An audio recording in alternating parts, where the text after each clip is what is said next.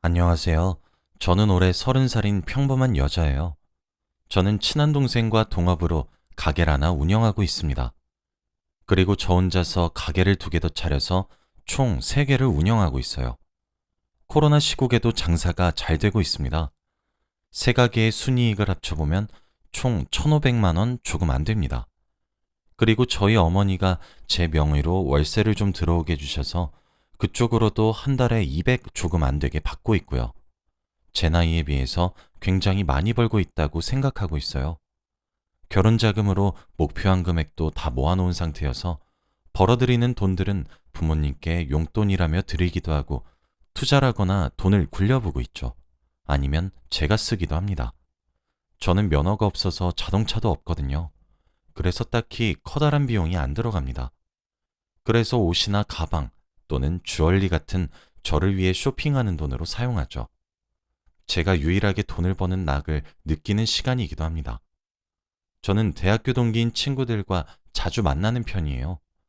거기 가면 친구들이 매번 한 달에 대체 얼마를 벌고 있느냐고 물어봅니다.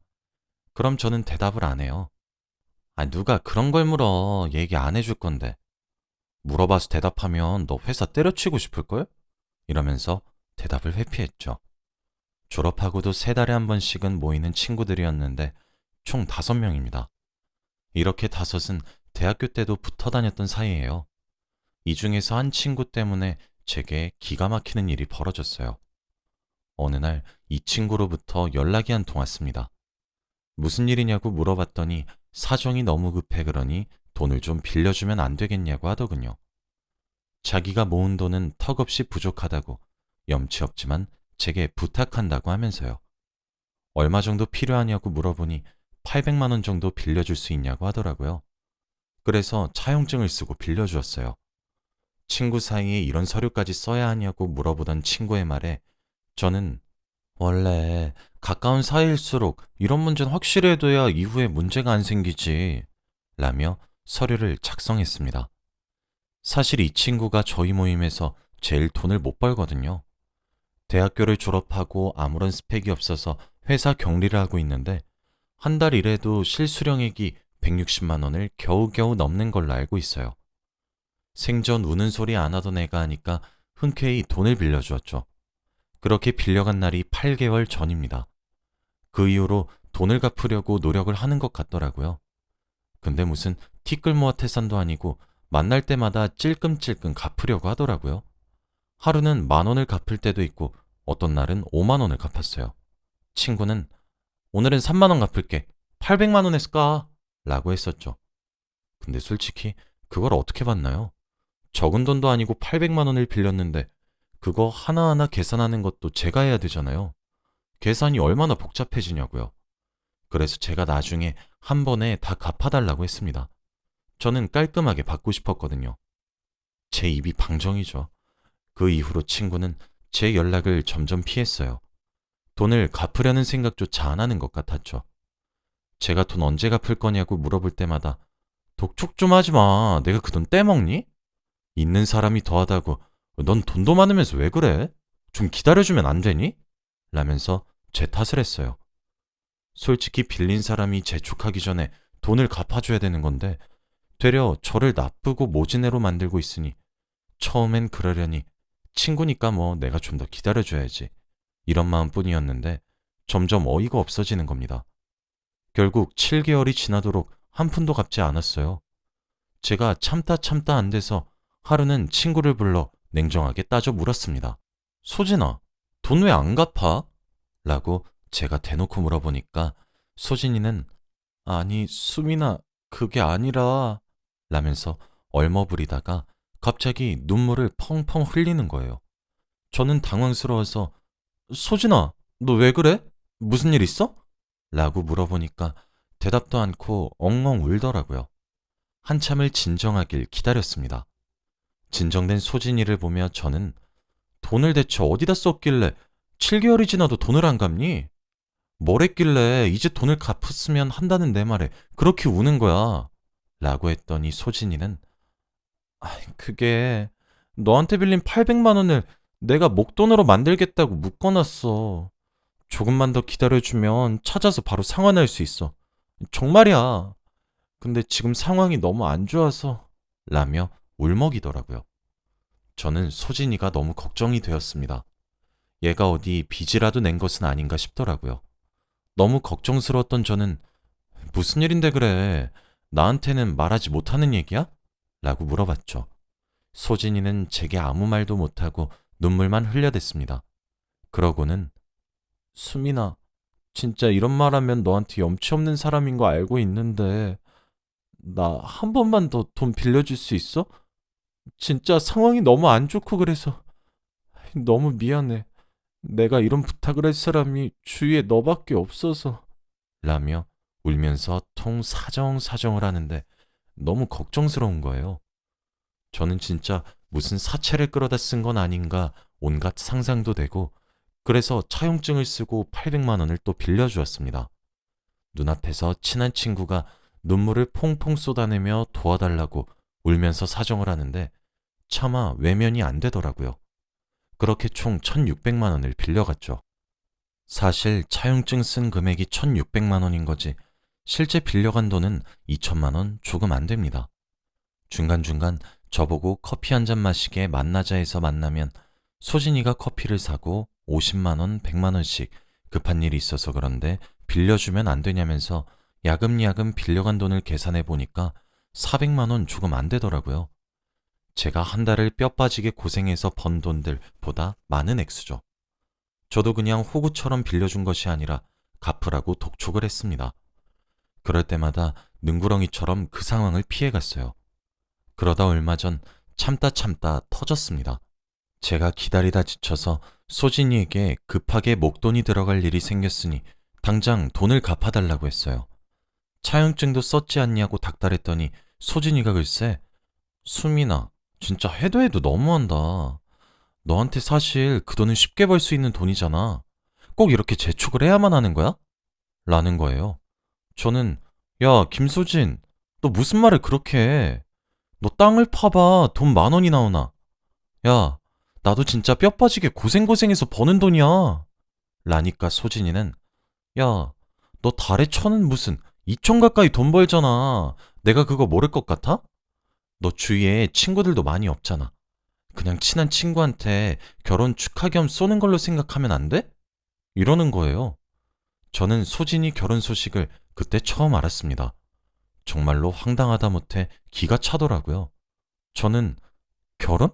너 갑자기 그게 무슨 소리야? 갑자기 결혼이 여기 왜 나와? 너 결혼해? 라고 따져 물었어요. 그랬더니 사실 나 4월에 결혼하거든. 혼수를 5천만 원 해오길 바라시는데 내가 돈을 모은 거에 조금 모자라서 그래서 너한테 빌렸던 거야. 그러니까 그냥 결혼 선물한 셈 쳐주면 안 돼? 라는 겁니다. 아니 여러분들은 친구한테 돈을 빌려서 결혼하는 게 이해가 되시나요? 거기다 한술 더 떠서는 수민이 넌 돈 많으니까 나 집들이 선물 미리 주는 셈 치고 냉장고 하나 해주면 안 돼? 혼술 해가야 하는데 냉장고는 너무 비싸서 말이야. 응? 이러는데 세상에 어쩜 그렇게 염치가 없는지 믿기지가 않더라고요. 진짜 통화로 이야기해서 망정이지 눈앞에 있었으면 얼굴을 한 대 쳤을지도 모릅니다. 약 2천만 원? 맞아요. 저는 한 달만 고생하면 금방 모을 수 있는 돈이긴 합니다. 제가 지금 그 돈 없어서 당장 죽는 것도 아니고 급한 것도 없죠. 처음 돈을 빌려줄 때도 친구가 울면서 사정하는 것을 보니 빨리 받을 수 없겠구나 싶었고 정말 딱한 사정이라면 받지 않을 생각도 했습니다. 원래 아쉬운 소리를 하던 친구가 아니었으니까요. 저도 친구로서 그간의 정을 봐서 빌려준 거였습니다. 근데 받고 안 받고는 제가 정하는 거잖아요. 딱히 딱한 사정도 아니었고 돈을 빌려간 이후로의 행동을 보아하니 저를 호구로 취급하는 것만 같아 기분이 나빴어요. 저는 얘가 사채라도 끌어쓴 것은 아닌가 하며 마음 졸이면서 돈을 빌려준 건데 저한테 어떤 말도 없이 사정이나 상황 설명도 없이 결혼 축하 선물로 그 큰 돈을 쏠랑 없는 일로 쳐라는 소리를 듣고 있으니까 진짜 가만히 못 있겠더군요. 저는 전화를 끊고 결혼을 약속한 남자친구를 만나서 이 일을 털어놓았습니다. 남자친구는 이걸 듣고 입을 떡 벌리더군요. 와, 미친 거 아니야? 진짜 실화야? 아니, 사람이 어떻게 그렇게까지 뻔뻔하게 굴어? 아니, 나이가 30살이 될 동안 4년제 대학 졸업해서 5천만 원 모으지 못한 것도 한심해 죽겠는데 이게 다 무슨 말이야? 라고 하더라고요. 남자친구도 화가 났습니다. 저도 네가 호구냐고 잔소리 한번 들었어요. 남자친구는 수민아, 소진 씨한테 연락해서 나 차 뽑는다고 말하고 소진 씨 남자친구 연락 좀 알아내봐. 라더라고요. 소진이 남자친구가 외제차 딜러로 일하거든요. 남자친구는 이거 소진 씨 남자친구에게 알리고 너도 법적인 조치까지 생각하라고 말을 했습니다. 돈 어떻게든 자기가 대신 받아내주겠다더라고요. 너무 든든했어요. 저는 그 길로 소진이에게 소진아, 남자친구가 이번 기회에 차 바꾸려고 하는데 너 남자친구가 딜러였던 게 생각나서 전화했어. 전화번호 좀 알려줘. 라고 했더니 소진이는 좋다고 바로 전화번호를 알려주더라고요. 그리고 그 번호로 문자를 한 통 남겼습니다. 소진이 소개로 연락드립니다. 라고 보냈더니 조금 뒤에 그 번호로 전화가 한 통 걸려왔어요. 소진이 남자친구입니다. 수미 씨 얘기 많이 들었어요. 수미 씨 남자친구가 차를 새로 산다고 들었는데 언제 시간 가능하신가요? 라고 하더라고요. 저는 아무래도 생각도 정리하고 할 말도 정리해서 만나야 할 것 같아서 이틀 뒤에 만나자고 했어요. 그리고 남자친구에게 이 사실을 전부 알려주었습니다. 남자친구는 이틀 뒤에 만나서 차용증이랑 주고받은 메시지들 다 보여주게 정리하자고 했죠. 그렇게 저는 이틀 동안 자료들을 정리해서 보기 편하게 만들었고 남자친구와 함께 소진이의 예비 신랑을 만나러 갔습니다. 그분은 자기 가게 매장 바로 앞에서 저를 보자마자 반기시며 안녕하세요 수미 씨, 말씀 많이 들었습니다 하시더라고요. 제 남자친구는 안녕하세요, 수민이 남자친구입니다. 오늘은 다름이 아니라 소진 씨에 대해 의논할 일이 있어서 이렇게 만나 뵙고 싶어 자동차 핑계를 좀 냈습니다. 죄송합니다. 근처 조용한 곳으로 가서 얘기 좀 하실 수 있을까요? 했죠. 본인 이름을 형석이라고 소개한 그분은 네? 아, 일단 알겠습니다. 라고 한 뒤 근처의 조용한 찻집으로 저희를 데려갔어요.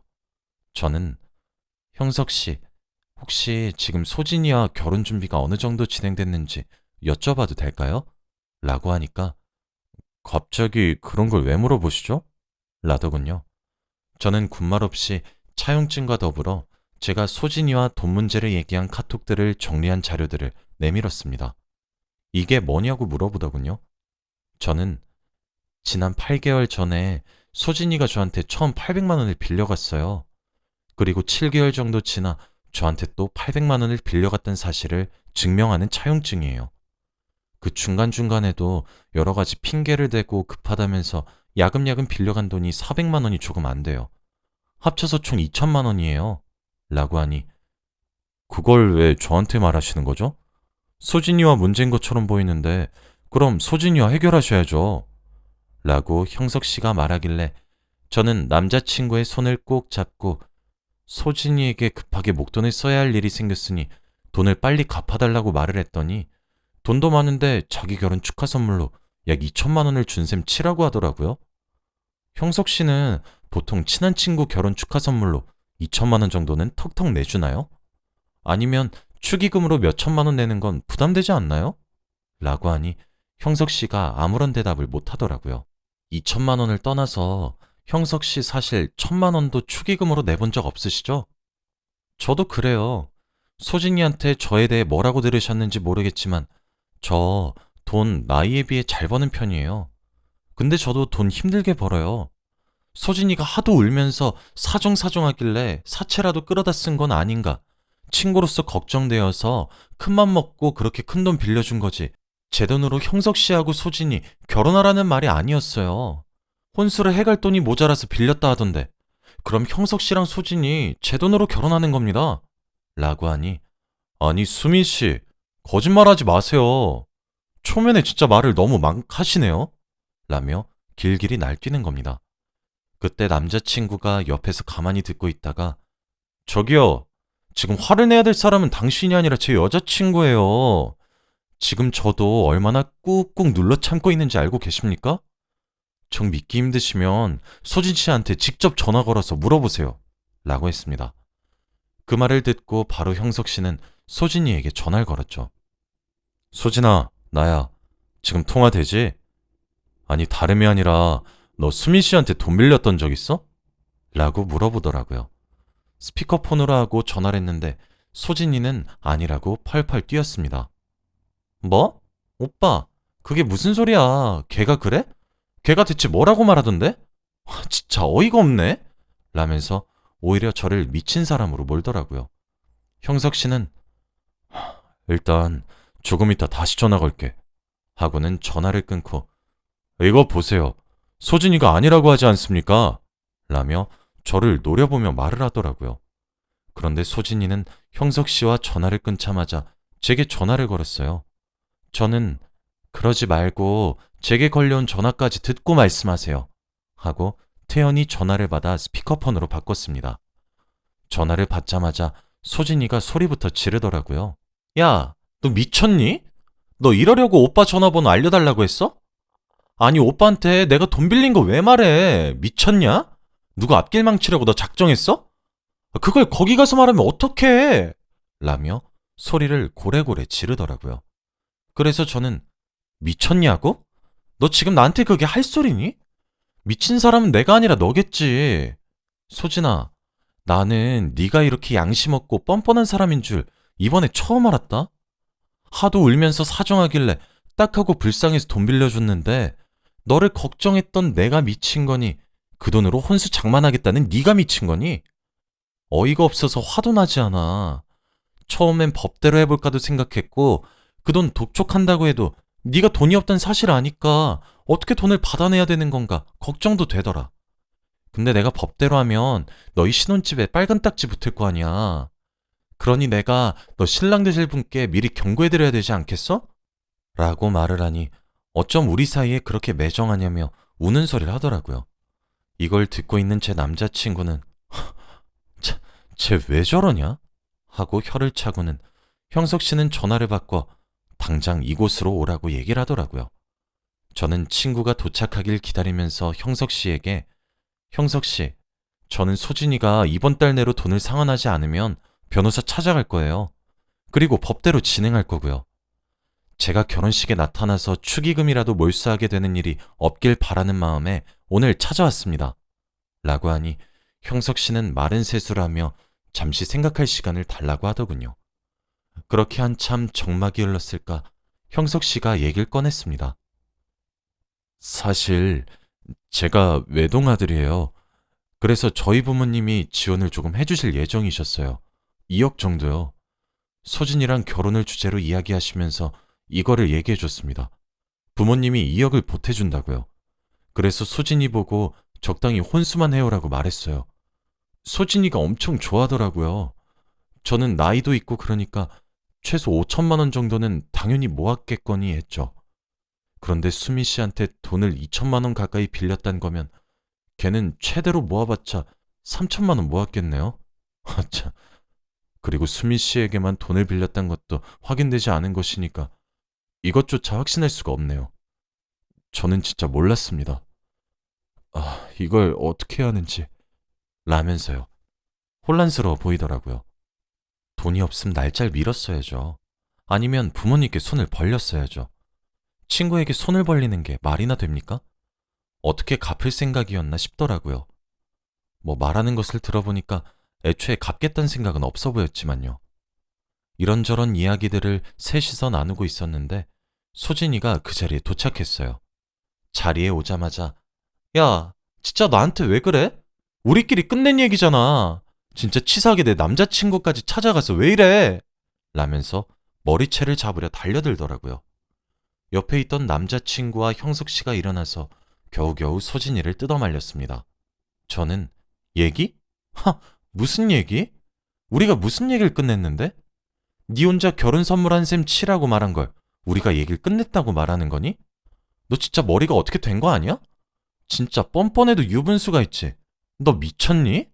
라고 비꼬았더니 얼굴이 불그락푸르락 해지더라고요. 저는 소진이에게 차용증과 함께 여러 증거들을 보여주었습니다. 됐고 빌려간 돈 어떻게 상환할지 그것만 말해. 난 그거 들으러 여기 온 거니까.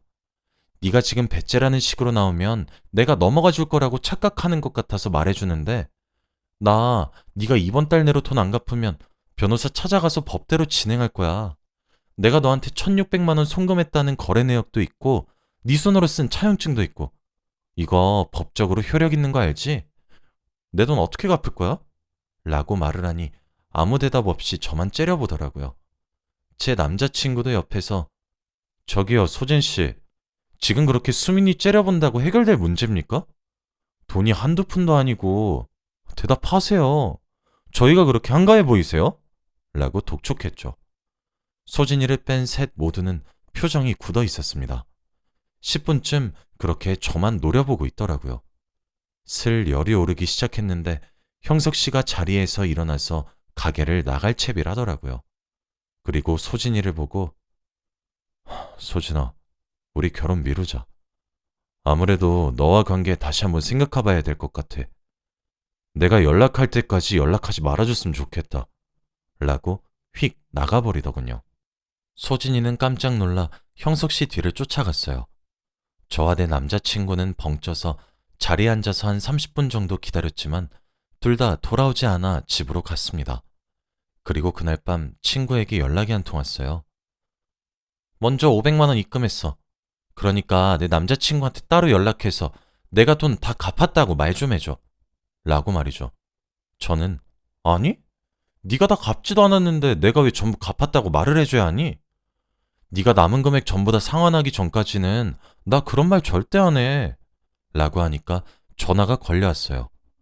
전화를 받았더니 아주 울고불고 소리치고 난리도 그런 난리가 없더라고요. 미안하다고 빌다가도 다 저 때문이라고 소리치더라고요. 다 제 책임이라 말하면서요.